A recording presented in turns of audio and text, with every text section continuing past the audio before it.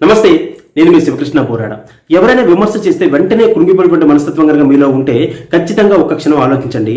విమర్శ ఎప్పుడైనా సరే ఒక మంచి వ్యక్తి కనుక చేస్తే అది సద్విమర్శ, ఖచ్చితంగా దాన్ని స్వీకరించండి. మనలో ఉన్నటువంటి లోపాలను పూర్తిగా సర్దిద్దుకుని మనం ముందుకు సాగడానికి అటువంటి విమర్శలు చాలా ఉపయోగపడతాయి, మంచి వ్యక్తులు చేసేటువంటి విమర్శలు. అలా కాకుండా ఒక చెడు వ్యక్తి కనుక మీ గురించి విమర్శ చేస్తే మీ మీద బురద జలాలను చూస్తే మాత్రం ఎంత మాత్రం వాటిని మీరు స్వీకరించకండి.